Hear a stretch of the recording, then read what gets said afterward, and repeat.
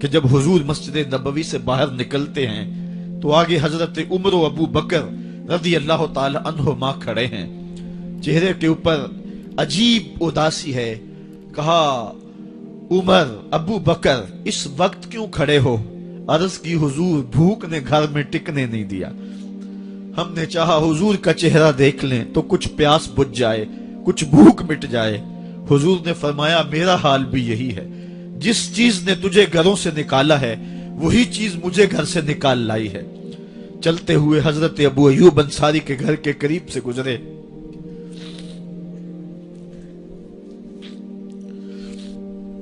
حضور کی خوشبو پا کے وہ باہر آ گئے۔ عرض کی بندہ نواز آج میرے مہمان نہیں بنتے؟ حضور نے کہا تمہاری مرضی۔ گھر لے گئے، چٹائی بچھائی، حضور کو بٹھایا، گھر والوں کو بکری کا بچہ ذبح کر کے دیا، کہا جلدی جلدی کھانا تیار کرو، میرے آقا کو بھوک لگی ہوگی۔ یہ کہہ کے واپس آئے، حضور کے پاس بیٹھے، نظر چہرے پہ پڑی تو گھبرا گئے۔ نکاحت کے آثار اتنے واضح تھے کہ سمجھ آ رہی تھی کتنے دنوں سے حضور نے کچھ نہیں کھایا۔ اٹھ کے باغ میں چلے گئے، کھجوروں کا خوشہ توڑا، حضور کے سامنے رکھا، کہا بندہ نواز جب تک کھانا تیار نہیں ہوتا یہ کھجوریں تناول فرمائیں۔ تھوڑی دیر کے بعد کھانا دسترخوان پہ لگ گیا، حضور سے عرض کی گئی حضور آئیں کھانا تناول کر لیں۔ حضور نے دسترخوان پر تشریف فرما ہو کر کے حضور نے کپڑا اٹھایا تو حضور نے جب دیکھا کہ کھانا ہے تو حضور نے ایک روٹی لی اور چند بوٹیاں اٹھائیں اور ایک خادم کو بلا کر کے کہا جاؤ ہمارے گھر دے آؤ، میری بیٹی فاطمہ کتنے دنوں سے بھوکی۔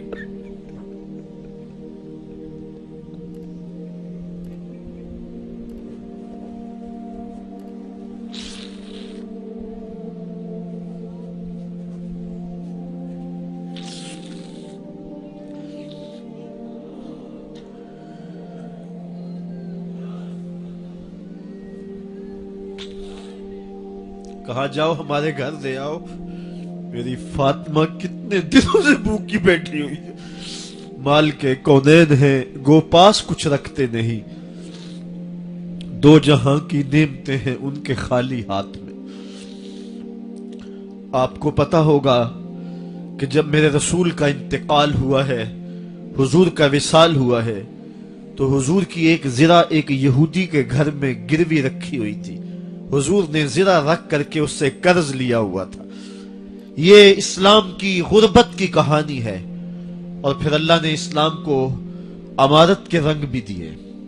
آؤ تمہیں کہانی سناؤں، حضرت عدی بن حاتم روایت کرتے ہیں، صحیح بخاری میں روایت ہے۔ یہ حاتم تائی کے بیٹے ہیں، کہتے ہیں میں حضور کی خدمت میں حاضر ہوا، ایک شخص آیا کہنے لگا حضور غربت نے میرا برا حال کر دیا ہے، اور اس نے شکایت کی غربت کی، پسماندگی کی اور اپنی معاشی بدحالی کی۔ پھر ایک شخص آیا کہنے لگا حضور میرے پاس دولت تو ہے لیکن میں نے جس منزل پہ جانا ہے راستہ پر خطر ہے، تو میرے لیے کیا حکم ہے کہ میں کیسے راستہ طے کروں؟ تو یہ دو لوگوں نے یہ باتیں کی تو حضرت عدی کہتے ہیں کہ حضور نے روئے سخن میری جانب موڑا اور میری جانب مخاطب ہو کے کہا عدی تو نے ہیرا دیکھا ہے؟ عدی کہتے ہیں میں نے عرض کی حضور دیکھا نہیں، سنا ہے، ہیرا یہ شہر ہے عراق کا۔ تو حضور نے فرمایا عدی تو نے ہیرا دیکھا ہے؟ میں نے کہا نہیں حضور دیکھا نہیں، اس کا تذکرہ سنا ہے۔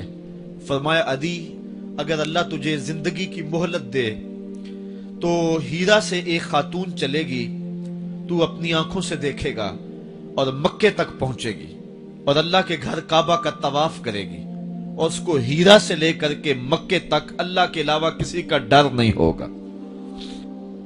کہتے ہیں کہ میں نے دل میں کہا کہ پھر بنو طے کے ڈاکو مر گئے ہوں گے جنہوں نے عرب کے اوپر روب ڈال رکھا ہے، تو وہ تو پھر ختم ہو گئے ہوں گے۔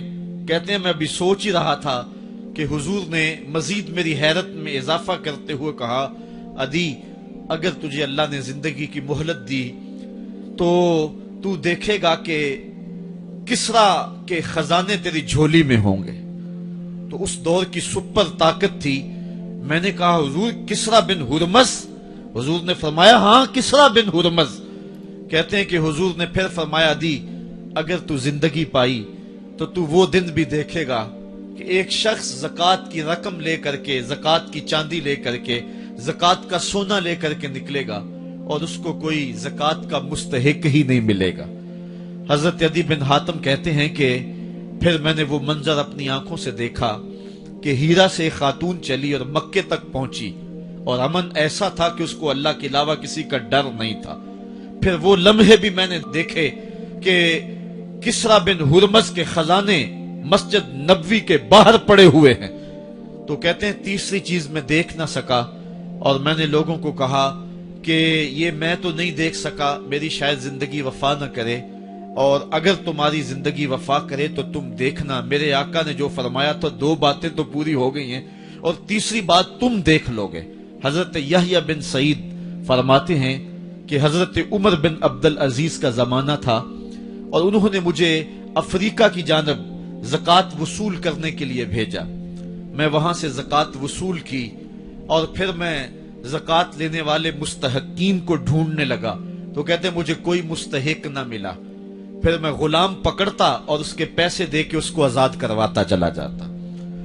हजरत उमर बिन अब्दुल अजीज का जमाना है कि गवर्नर है इराक का। वो हजरत उमर बिन अब्दुल अजीज को लिखता है कि इतनी रकम है, इसका क्या करना है। तो उमर बिन अब्दुल अजीज कहते हैं रकम लेके यहां ना आना, वहां इराक के लोगों में बांट दो, जो ज़कात के मुस्तहिक हैं उनको तकसीम कर दो। तो गवर्नर लिखता है जो मुस्तहिक है उनको दे दी, अब कोई मुस्तहिक नहीं रहा तो मैं क्या करूं। तो हजरत उमर बिन अब्दुल अजीज कहते हैं जो मकरूज हैं उनका कर्ज उतार दो। तो कहते हैं कि हाँ कर्ज भी मैंने उतार दिया है, रकम फिर भी बच रही है, क्या करूं। तो हजरत उमर बिन अब्दुल अजीज ने फिर लिखा जो शख्स शादी करना चाहते हैं उनका हक मेहर अदा कर दो। मैंने कहा कि वो भी कर दिया है, रकम फिर भी बच गई, अब क्या करूं। तो हजरत उमर बिन अब्दुल अजीज ने मुझे लिखा कि जो गैर मुस्लिम हैं जिन्होंने टैक्स दिया हुआ है, जितना टैक्स दिया है उससे दुगने पैसे उनको कर्जे में दे दो और उनको कहो जाओ इसका कारोबार करो, खेती बाड़ी करो, और साथ उन्हें यह भी कह देना कर्ज की फिक्र ना करना और ज्यादा इसमें परेशान ना होना, जब दे सकोगे दे देना। ये दौर भी फिर इस्लाम ने देखा और ये घड़ियां भी देखी जब चीथड़े पहने हुए थे, जब पैबंद लगे लिबास पहने थे, जब पेट में डालने के लुकमा भी नहीं था। अल्लाह का दीन उस वक्त भी गालिब था और जब गलियों के अंदर रेशम बिखरा हुआ होता था कोई उठाने वाला नहीं था, दीन उस वक्त भी गालिब था। दीन का गालिब होना या ना होना इसका ताल्लुक जो है वो मालो दौलत से नहीं है।